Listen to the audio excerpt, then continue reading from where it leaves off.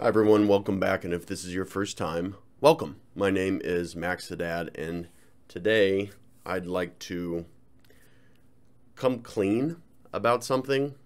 I'm not totally sure how to talk about this. So expect a bunch of weird cuts, I guess, because I'm probably going to say too much about some things and not enough about other things. But at the end, I'm going to divulge some information that I have never told anybody, maybe one person. And I would say that without a doubt, it's what I'm most ashamed of still. I've basically cleaned up the wreckage of my past. And this is one exception. I'm not totally sure how to do it. I'm not in a good position to do it. And frankly, I'm just embarrassed. So to start, for those of you that don't know, I'm a recovering heroin and cocaine addict.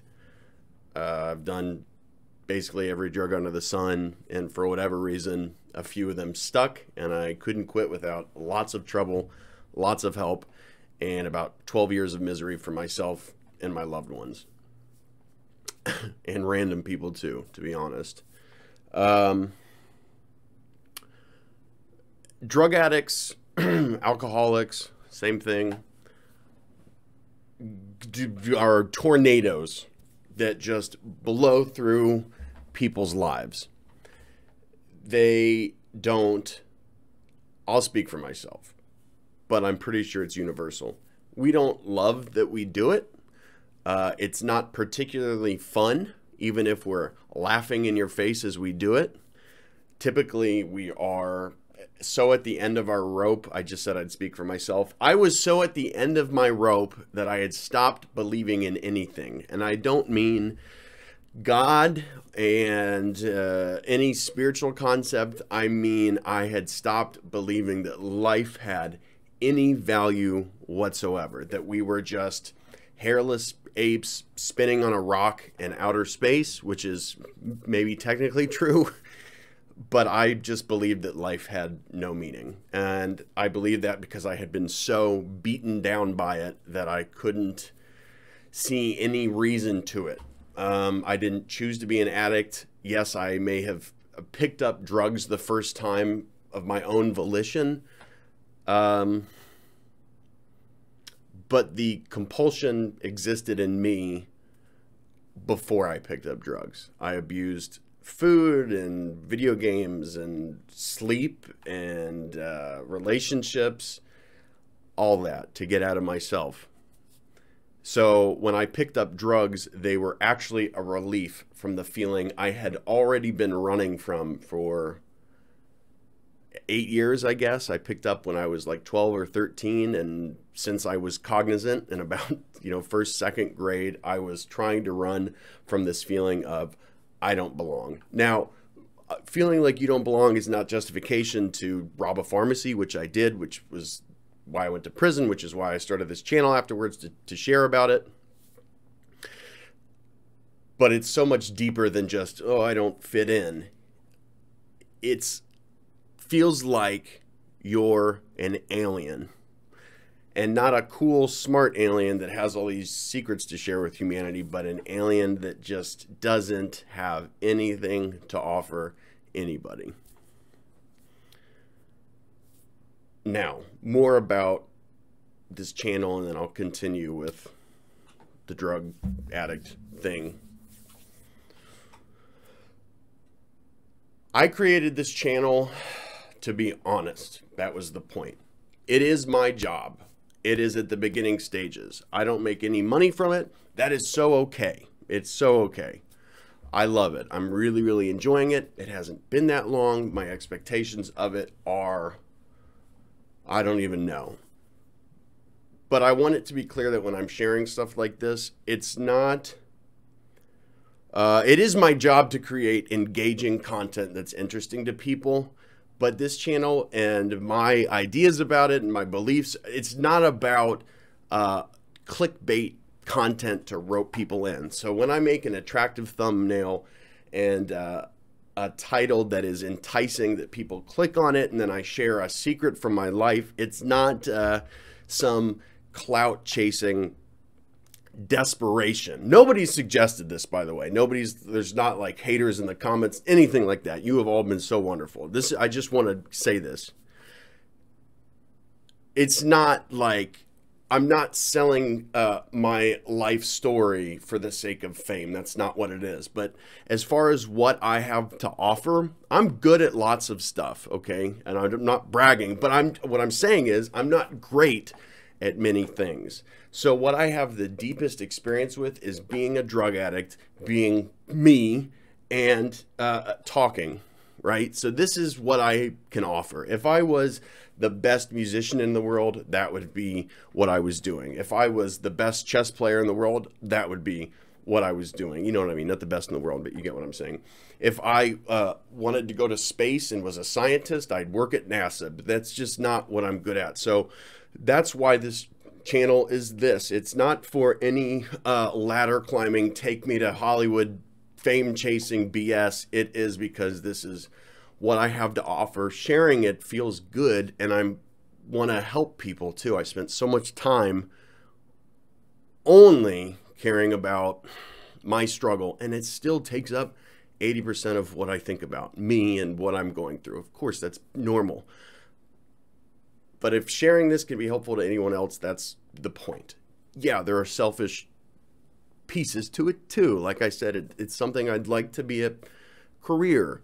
Whether that means YouTube or whatever, something else. I write a book, who knows? What I'm saying is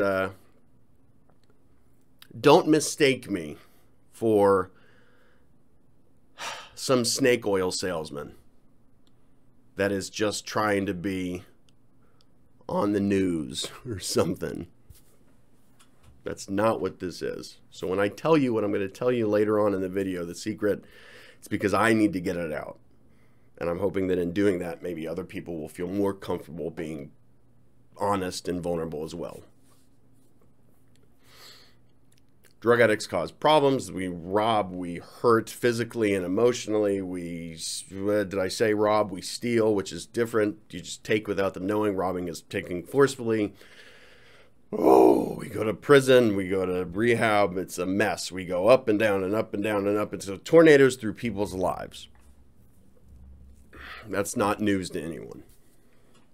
I did lots of that stuff. I did lots of that stuff to my family, taking cars, taking money, taking lying, lying, saying I'm never going to do it and then doing it, you know, like breaking hearts left, right, and center for 12 years.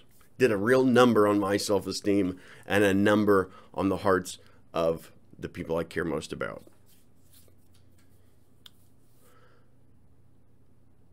With few exceptions, I never did anything to anyone that I didn't know intimately, which is like almost more messed up in a way, but that's just what it is.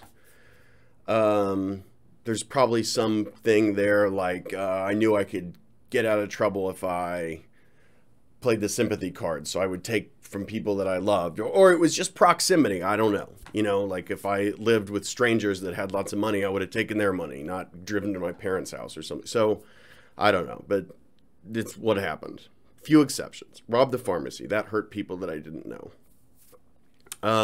You could make the argument, I guess, that purchasing drugs in someone's neighborhood hurts the people there, but I wasn't buying drugs in a school zone with a bunch of kids hanging out on a playground. It's not what it was. It was pretty well known that the areas I was at, they were for what I was there for. So what else? Who else did I, that was a stranger? Or, I mean, I would take from grocery stores, you know, steal alcohol off the shelf, stuff like that. So you could argue that that was hurting somebody. It's not just a faceless company. Just because somebody's wealthy doesn't mean it's okay to take from their pocket. And plus, there are people in charge of keeping the stuff on the shelves and it not getting stolen. And if I'm stealing stuff and they're getting written up for, well, somebody stole stuff, you're in trouble now, mister. You didn't prevent them from doing it. Well, I'm hurting them. So, but the thing that this is what the video is about. believe it or not about all the other shit I just said. The thing that I am most ashamed of is I met an old man, a friend, now a friend. So I guess he's not a stranger. Whatever. Somebody who wasn't my family. That's what I'm saying is I rarely took from people that weren't in my family, blood. At rehab. I met him at rehab. Sort of. It wasn't really rehab. It was more like a retreat where you go and focus on the 12 steps and you are newly sober, but you have to have gone through detox first. And I meet him there. Kindred. He might be, 60 years older than me and a decrepit old man who, for the life of him, can't manage to not fall down every week. God bless him. Love him. But we were kindred. We just made each other laugh. We had a lot to talk about. He has an insane life story, did some really amazing things, happened to end up a drunk, a pretty insane drunk too, and me, whatever I am, heroin, all that. Wow. So after rehab, after a couple relapses on my end, a couple relapses on his end, we're still in contact. We're not best friends, but we talk, make each other laugh, close. We remember the bond that we shared at this place and the bond that we would share whether we met at the, gas station or at rehab. Doesn't matter. I get into some trouble, legal trouble, for destroying some property accidentally. Truthfully, accidentally, as a result of drug use, though. And it was already going to be handled monetarily. But I called this man, my old friend, and I told him about it. I didn't tell him that I had been using and that's why it happened. I said, oops, gosh dang it, I just did it. Oh, me, oh my. What a dumb accident. Made it into a joke. Knowingly expressed concern that I couldn't pay for it, that I wouldn't be able to get the people started repairing this thing. I'm pulling punches here, not telling you all the specifics because the statute of limitations. So I lied to him and I said, if I can pay 10% of the cost, the construction company will start repairing this thing. But unless I have that as a down payment, I am screwed because it won't have begun being repaired by the time court comes around and I will go to jail. All of it a lie, had already been paid for. So he sends me via quick deposit or whatever, like I had to go to Walmart and pick it up at the, the cash depot. $1,000. And here's what he says. Well, I sent you $900 because I told him it was $9,000, which is actually relatively, I think it was accurate, but the rest of it, who cares? I told him it was $9,000. He sends me $900, but then he sends me an extra $100. He says, take that beautiful girlfriend of yours out to dinner. So here's what I do. I take all the money. I go to where I go and I buy a large quantity of heroin. Large. Lots. I was way addicted at this point, so I was whatever. I wasn't terribly worried about overdosing. I never have been, even though I have a real proclivity for overdose, apparently. Is proclivity the right word? Who knows? A dictionary. But that's not a person, though. So here's how I justify it in my head. He's going to die soon. He's still alive, by the way. He's going to die soon. I'll pay him back. Oh, I'll pay him back. And I will take the girlfriend out to eat. I'll do what he said with the extra $100, which the dinner came to like $40. It was nice. It was okay, but I spent the rest of it on the drugs. And I can't pay him back. he doesn't know. He doesn't even know. I haven't told him because I want to tell him when I can pay him back. But the truth is, I'm just afraid of the consequences, that it would ruin the relationship. I actually don't think it would, to be honest with you. He is so understanding of my struggle with drugs and knows how I actually am when I'm clean. Like, he gets it. So I don't even think it would, but I'm so afraid that if I told him, it would ruin his perception of me. So it's a pride thing too, I guess. And I can't pay him. I don't have the money to pay him.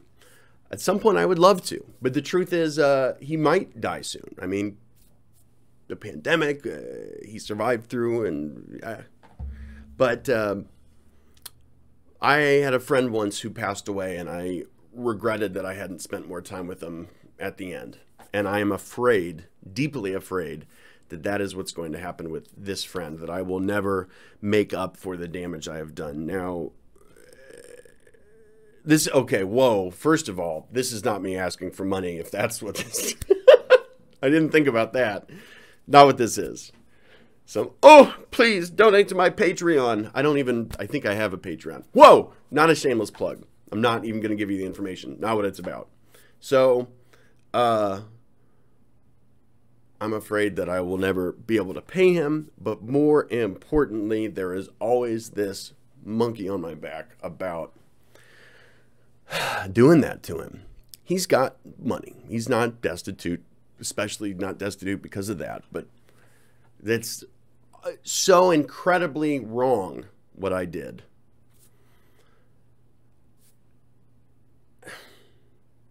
And that's what we do. Drug addicts. I'll speak for us now, not just me. That's what we do. We do things that we hate ourselves for.